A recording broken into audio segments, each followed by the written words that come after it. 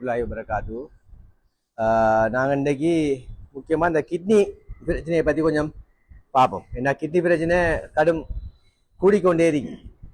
அதில் என்னென்ன பிரச்சனை இப்போ பிரதானமாக நம்மள பகுதிகளில் கிட்னி பழுதாகிறதுக்கு என்ன காரணம்னு சொன்னால், ஒன்று கட்டுப்பாடு இல்லாத சீனி, அடுத்தது கட்டுப்பாடு இல்லாத ப்ரெஷர். இது ரெண்டு தான் பிரதான காரணம். குளிசியால் ஒருத்தர் கிட்னியும் பழுதாகாது, சரிதானே? அதை எல்லாரும் விளங்கிக்கணும். சிலாக்கள் நினைச்சுக்கொள்ற குளிசை போட்டா கிட்னி பழுதாகும் சொல்லி அது பிள்ளையான கருத்து.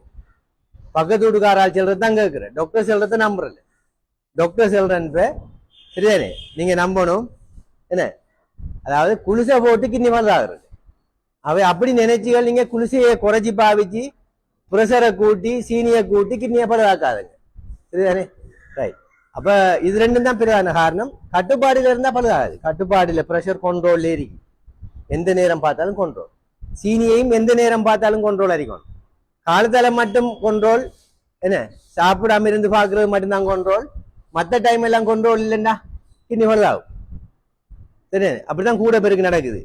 பாஸ்டிங்கை பார்த்து பார்த்து எனக்கு 140 120 150 போட்டு நெல் அரிக்காங்க. அங்க எல்லாம் காலையில் அமரஞ்சி போகுது.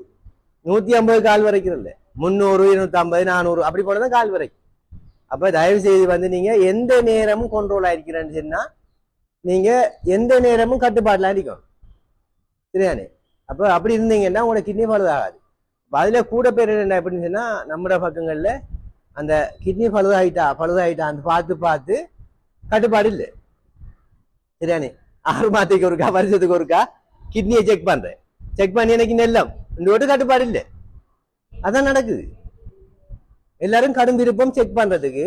செக் பண்ணி உங்களோட கிட்னி நெல்லா இருக்குன்னு சொல்லுவோம் நாங்க. பார்த்து போட்டு என்ன வளமையா பாக்குற கிரியாட்டினின், சீரம் கிரியாட்டினின் ஒன்று பார்ப்பாங்க, சரியானே?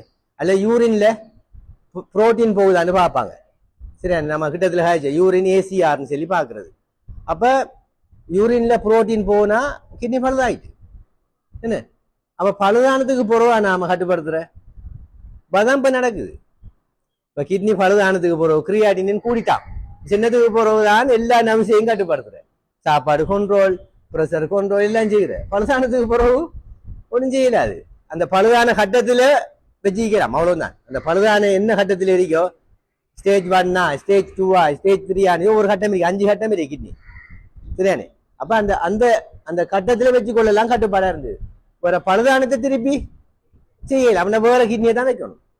ஆகவே தயவு செய்து நீங்க அந்த செக் பண்ணி பார்த்துட்டு நெல்லா இருக்குன்னு சொன்னா நீங்க நினைச்சுக்கப்படா நம்மளுக்கு கிட்னி இன்னும் பழுதாகல என்று போட்டு கட்டுப்பாடு இல்லாம இருக்கப்படா. அதைத்தான் நான் இன்றைக்கு சொல்ல வந்தேன். இப்ப நம்மட கூட நோயாளிகள் ஒழுங்கா கிளினிக்கு வராங்க, 6 மாதத்துக்கு ஒருக்கா வருஷத்துக்கு ஒருக்கா எல்லாம் செக் பண்றாங்க, எல்லாம் நடக்குது வடிவா.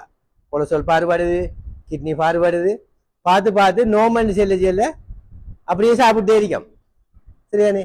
கட்டுப்பாடு இல்லாம இருக்கும். அப்ப எப்ப கிட்னி பழுதானு அறிகுறி காட்டுதோ அந்நேரம் தான் பயப்படுறோம். முகம் வீங்கிட்டு கால் வீங்கிட்டு சலம் வெளியாகுது இல்லை, இந்த கட்டம் வந்ததுக்கு பிறகுதான் கட்டுப்படுத்துறோம். எனக்கு நல்லா சலம் போகுது சார் சொல்லி சொல்ற டக்குண்டு. ஏன்னா நாம சொல்ற உங்களோட ரிப்போர்ட் எல்லாம் சீனி கூட இருக்கி இப்படி இருந்து அவங்களோட கிட்னி பழுதா போயிடும் சொல்லி சொன்ன உடனே எனக்கு நல்லா சலம் போகுது சொல்லி டக்குன்னு அதை அந்த பேலன்ஸ் பண்ணிட்டு கட்டுப்பாடு இல்லாம இருக்கிறேன். நான் கிட்டத்துல கிட்னி பார்த்தேன், இந்த நல்லா தாண்டி இப்படி சொல்லி போட்டு இருக்கிறேன், சரியானே? அப்ப கிட்னி பழுதானன்னு சொல்லி அறிகுறியோ அல்லது ரிப்போர்ட்ல அந்த கழிவு, கிரியாட்டினுங்கிற கழிவு, பிளட் யூரியாங்கிற கழிவு, இது ரெண்டும் பிளட்ல கூடும் கிட்னி பழுதானா, சரிதானே? அது எப்ப கூடும் சொல்லிச்சுன்னா 2 கிட்னியும் பழுதானது பூரா கூடும், சரிதானே? ஒரு கிட்னி பழுதாயி அல்லது இதுல ஒரு 50% பழுதாயிட்டு, வலது பக்கத்து கிட்னியில ஒரு 50% பழுதாயிட்டு, இடது பக்கமும் ஒரு 50% பழுதாயிட்டுன்னு சொன்னா 2லயும் அரைவாசி கிட்னி இருக்கு தானே, அது நல்லா வேலை செய்யும் தானே. உங்களுக்கு வேலை செய்யறதால உங்களோட ரிப்போர்ட்லாம் எப்படி வரப்போகுது? நோமன் தான் வரும். வேலை செய்யுதானே, பாதி வேலை செய்யுது. அப்ப அந்த பாதி பழுதானதை உங்களுக்கு மதிக்கலாமா? மதிக்க இயலாது, உங்களால மதிக்க இயலா. அப்படின்னா கிட்னியில வேற இடத்துல துண்டு எடுத்து பயாப்சின்னு சொல்லி ஊசால குத்தி துண்டு எடுக்கணும், எடுத்து பழுதாய்க்கணும் பார்க்கணும். அப்ப அது அநியாயமான வேலையை. நெல்லரிக்கிற கிட்னியில ஊசால குத்தி நாம 2 3 இடத்த குத்தி காயப்படுத்தி அதாலாம் டேமேஜ் வரும், அப்ப அப்படிதான் செய்யறல்ல. அப்ப வெளியால மதிக்க இயலாது. சரியா? அப்ப அந்த பாதி வேலை செய்யறதால உங்களோட ரத்தத்தை கிட்னி வந்து என்ன செய்யும், கிளியர் பண்ணிட்டே இருக்கும், கழிவுகளை வெளியாக்கிட்டே இருக்கும். அப்ப ரிப்போர்ட் எல்லாம் நார்மல் வருது. அப்ப அதை வச்சு நீங்க நம்புறீங்க என்ன கிட்னி நம்ம பழுதாகலன்னு நம்புறீங்க. ஆனா பழுதாயிருக்கு, அரைவாசி கிட்ட பழுதாயிருக்கு. சரியா? விளங்காது. அதால நான் சொல்றேன், எதை வச்சு அதை கண்டுபிடிக்கிறேன், நம்ம கிட்னி பழுதாயிருக்குமான்னு எதை வச்சு கண்டுபிடிக்கிறேன்டா, உங்களோட கட்டுப்பாடு, உங்களோட கிளினிக் கோப்பில பார்க்கும், சீனியை பார்க்கும், ப்ரெஷரை பார்க்கும், எப்ப பார்த்தாலும் உங்களோட கொண்டோல்ல இருக்கு ரிசல்ட்னா பழுதாக சான்ஸ் இல்லை. அப்படித்தான் நம்ம இருக்கோம். சரியா? வேற மதிக்கிறதுக்கு வழி இல்லை. நான் சொன்ன மாதிரி தான் வெளியால கிட்னியை பழுதாய்க்காண்டு கண்ணால பார்க்கலாம பார்க்க இயலாது. அப்ப அதனால நீங்க தான் உங்களோட எப்ப பார்த்தாலும் உங்களோட சீனியையும் ப்ரெஷரையும் கட்டுப்பாட்டுல வச்சுக்கிறதுக்குரிய முயற்சிகளை செய்யணும். உணவு கட்டுப்பாடு செய்யணும். மருந்து மாத்திரைகளை சரியா பாவிக்கணும். சிலாக்கள் வந்து காலையில குளிசை போடுறீங்க இல்ல, இரவைக்கு மட்டும்தான் குளிசையை போடுறீங்க. சரியானே? குறைச்சி பாவிக்காக ஒரு மாத்தையை குளிசை 2 மாத்தையை பாவிக்கிறேன்.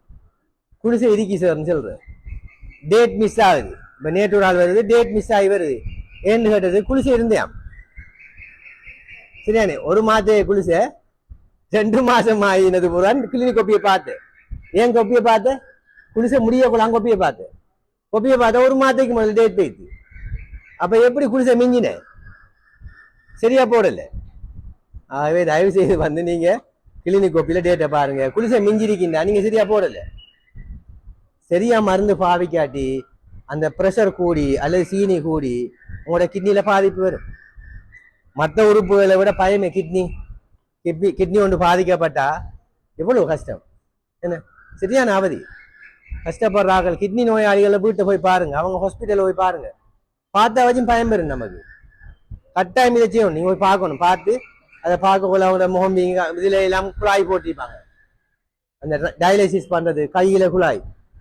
சரியான போட்டு ஒரே 2 நாளைக்கு ஒருக்கா 3 நாளைக்கு ஒருக்கா கிழமைக்கு ஒருக்கா மெஷின்ல போய் ரத்தத்தை கிளியர் பண்ணிட்டு வரணும்.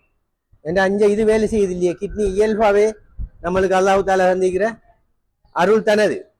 என்ன மெஷின் ஒன்றுல போய் செய்ய போறான் 15,000 ரூபாய் 20,000 ரூபாய் பிரைவேட்ல. அதுக்கு டேட் எடுக்கணும். எல்லா இடத்துலயும் புக் பண்ணிருக்கு நோயாளி. உங்களுக்கு அந்த ஸ்லாட் கிடைக்காம போனா அங்களோட டேர்னுக்கு தாரதுக்கு கூட பேருக்கு புக்கிங்ல இருக்கு. அப்ப இது இப்படியே போனா எப்ப எங்க போய் முடிய போகுது.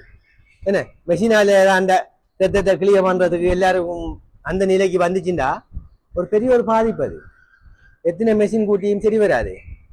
ஆகவே நாங்க தான் எங்களோட உணவு கட்டுப்பாடுகள் என்ன இப்போ ப்ரெஷர் இருக்குன்னு கட்டாயம் உப்பு பாவனையை நல்லா குறைக்கணும். என்ன உப்புள்ள உணவுகள் அதை குறைக்கணும். மேலதிகமான உப்புகளை பாவிக்க கூடாது. ஒரு சேக்கரண்டிக்கு மேல ஒரு ஆள் உப்பு ஒரு நாளைக்கு எடுக்க இயலாது. ஒரு சேக்கரண்டி உப்புக்கு மேல ஒரு ஆள் எடுக்கக்கூடாது. எடுத்தா அது நம்மளுக்கு பாதிப்பு. எப்படி எங்களோட ப்ரெஷரை கட்டுப்படுத்துற முறைகள் அதை நம்ம அடிக்கடி காய்ச்சிருக்கோம். எல்லாருக்கும் தெரியும். சீனியை கட்டுப்படுத்துறதும் தெரியும். இதுகளை கட்டுப்படுத்தினோம்னா எங்களோட கிட்னியை வந்து நாங்க பாதுகாக்கலாம். சரிதானே? கடும் பழுதானத்துக்கு பிறகு நம்மளோட எல்லார்கிட்ட இருக்கிற பழக்கம் உரத்தான் வைத்தியம். அதை விடணும். வருத்தம் கூடி வைத்தியம் செய்யற லேசா, ஆரம்ப கட்டத்தில் வைத்தியம் செய்யற லேசானது நீங்க யோசிங்க. என்ன எல்லாருக்கும் லேசி, நோயாளிக்கு லேசி, வைத்தியர்களுக்கு லேசி, ஹாஸ்பிட்டலுக்கு லேசி, அரசாங்கத்துக்கும் லேசி. ஆரம்ப கட்டம் தான். என்ன டேமேஜ் வந்ததுக்கு பிறகு பெரிய ஒரு கஷ்டம். அந்த ஆபரேஷனுங்கிறது கிட்னி ஆள் இருந்தாலும் கூட கிட்னி பொருந்தாது. சில டைம்ல கிட்னி இன்னொரு ஆள் கிட்னியை வைக்க பொருந்தாது. மெச் பண்ணுதான்னு பார்ப்பாங்க. எத்தனை வீதம் மெச் ஆகுது. மெச்சாத கிட்னியை வச்சா அது தள்ளிவிட்டுரும். பெரிய ஒரு கஷ்டமான வேலை. ஆபரேஷனுங்கிறது எல்லாருக்கும் சக்சஸ் ஆகுமா? சில ஆளுக்கு வச்சும் வேலை செய்யாது. சரியானே? அப்ப நாம அதெல்லாம் லேசா நினைச்சு நாம பொடுபோக்காரிக்கும். அதுல விளைவுகள் அதுக்கு பிறகு வாழ்நாள் பூரா அவர் வந்து அந்த நோய் எதிர்ப்பு சக்தியை குறைக்கிற மருந்துகளை பாவிச்சுட்டே இருக்கணும். அந்த கிட்னி வந்து நம்ம உடம்புல பொருந்துறா எதிர்க்காம இருக்கிற தன்மையை நாங்க கொடுக்கணும் மருந்து மூலமா. அதால நம்மளுக்கு சின்ன ஒரு தடுமல் வந்தாலும் மாஸ்கோட தெரியும். சின்ன ஒரு டஸ்ட் போனாலும் நம்மளுக்கு எதியா காய்ச்சல் வரும். ஏன்னா நோய் எதிர்ப்பு சக்தியை குறைக்கிற குளிசைகளை பாவிக்கும். ஆகவே கிட்னி வெச்சாலத்துக்கு பிறகும் தொடர்ச்சியான சிகிச்சையும் தொடர்ச்சியான கண்காணிப்பும் கடும் நூதனமான வாழ்க்கையும் அப்ப லேசா கலட்டி போடுற மாதிரி நினைச்சுக்கப்படாது. வாகனத்துக்கு பார்ட்ஸை கலட்டி போடுறா போல நம்மளோட உடம்புல ஆபரேஷனுங்கிறது நம்ம லேசா நினைச்சிட்டு தான் கவலையின மாதிரி அது காசு இருந்தா நம்ம போய் மாத்திட்டு வந்துடலாம் நினைக்கும். சரியானே? அது லேசான வேலை இல்லை. மனிதன் உடம்புல பார்ட்ஸ் மாத்துறங்கிறது லேசான வேலை இல்லை. ஆகவே நீங்க நாம நம்மட எல்லாருக்கும் அது ஒரு பொறுப்பு உண்டு, கடமை. நம்மளுக்கு ஆரோக்கியமா அல்லாஹ் தஆலா தந்திருக்கிற கண், அதே மாதிரி கிட்னி, உடல் உறுப்புகள் எல்லாத்தையும் பிராண்ட் நியூவா தந்திருக்கு. என்ன, எந்த பழுதும் இல்லாம தந்திருக்கு. அதை பாதுகாக்காட்டி நம்மளுக்கு மறுமையில கேள்வி இருக்கு. உங்களுக்கு சனுஸ் டாக்டர் சென்னார் தானே, நீ ஏன் கட்டுப்பாடா இருக்கல? இந்த அல்லாஹ் கேட்பான். நான் தப்பிடுவேன், நான் இவ எல்லார்ட்டையும் நான் சொல்லிட்டேன், இது நான் தப்புவேன். சரியானே? உங்கள்கிட்ட கேட்பான், இது உங்களோட கிட்னியை பழுதாகும்.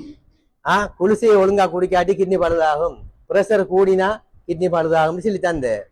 அப்ப நான் உனக்கு நல்ல கிட்னியை தந்த, நீ பொடுபோக்கா இருந்து ஒண்ட அசட்டையால என்ன நீ வந்து கவனையினத்தால இந்த கிட்னியை பழுதாக்கி இருக்கா, இந்த கேள்வி கணக்கு இருக்கு. சரியானே? அது ஒவ்வொரு பொறுப்பு. நிர்மத்தது ஆரோக்கியமா தந்திருக்கு. பிறவிலே கிட்னி இல்லைன்னா பரவாயில்லை, கிட்னியை 2 வடிவா தந்திருக்கு. ஆகவே இது எல்லாரையும் கடமை. அப்ப அதை நினைச்சு நீங்க உங்களோட உணவுகளை கட்டுப்படுத்துங்க. இப்ப இந்த கிளைமேட்டுக்கு தண்ணி நல்லா குடிங்க. எல்லாரும் தண்ணி குடிக்கிறத வச்சு உங்களோட கிட்னி நல்லா ஒர்க் பண்ணுவான்னு பார்க்கலாம். குடிக்கிற ரேட்டுக்கு யூரின் போகுது. சரி, நல்லா வேலை செய்யுது, மெஷின் ஃபில்டர் பண்ணுது நல்லா. ஆகவே இந்த மருந்து பாவிக்கிறார்கள். இந்த ஹொட் கிளைமேட்ல கட்டாயம் நீர் அருந்துற வீதத்தை கூட்டணும். 2.5-3 லிட்டர் தண்ணி குடிக்கணும். யூரின் கலரை பாருங்க. யூரின் கலர் கடும் மஞ்சள் அரைக்கினா தண்ணி குடிச்சது போதா. நீங்க நான் நல்லா குடிச்சேன்னு சொன்னாலும் கேட்டால் காணாது. நீங்க சொல்லுவீங்க நான் நல்லா குடிக்கிற சேரும்பீங்க, யூரின் கலர் நல்ல மஞ்சளா போகுதுன்னு சொன்னா நீங்க குடிச்சது காணா. அதான் லேசான வழி கண்டுபிடிக்கிறது. சரியானே? யூரின் லைட் மிச்சம் லைட் மஞ்சளுக்கு வரும், அல்லது வெள்ளை குடிக்கிற நீர் கலருக்கு போகும். போனா நீங்க போதிய அளவு குடிச்சிருக்கீங்க. சரியானே? ஆகவே தயவு செய்து மருந்துகள்ல கழிவெல்லாம் உடம்புல இருந்து வெளியாகிறது யூரினால. நம்ம உள்ள இருக்கிற கெமிக்கல்கள், மருந்துகள் எல்லாம் கெமிக்கல் தானே, அதெல்லாம் நம்ம உடம்புல வேலை செஞ்சுட்டு கழிவாக வெளியாகிறது யூரினால. என்ன, ஒரு பீக்கோ குளிசை மஞ்சள் குளிசையை போட்டா யூரின் மஞ்சளா போகும்ல, அப்ப கழிவாக வெளியாகிறது யூரினால. அப்ப அந்த கிட்னிலாம் அந்த மருந்து எல்லாம் வெளியாக போகுது. அப்ப நீங்க நல்லா என்ன செய்யணும், அடிக்கடி நீரை குடிச்சு கழுவி கொண்டே இருக்கணும். கிட்னியை கழுவணும். தண்ணி ஓடிட்டு இருந்தா அந்த கான் எந்த நேரமும் கிளீனா இருக்கும். ஓடாத கான் எல்லாம் பிளாக் ஆகும், படியும், கிருமி தொற்று வரும். ஆகவே உங்களோட கிட்னியை பாதுகாக்கிறதுக்கு நீரும் நீங்க கட்டாயம் கூட குடிக்கணும். 2.5-3 லிட்டர் நீர் குடிக்கணும். வயலுக்குள்ள போறாக்கள், வெயில் வலிய வேலை செய்யறாக்கள்லாம் கொஞ்சம் கூட குடிக்கணும். 3.5-4 லிட்டர் நீரை குடிக்கணும். சரியானே? ஆகவே அதுகளை செய்து எங்களோட கிட்னி எல்லாரும் பாதுகாக்கணும்னு கேட்டு விடைபெறுகின்றேன். நன்றி. அஸ்ஸலாமு அலைக்கும்.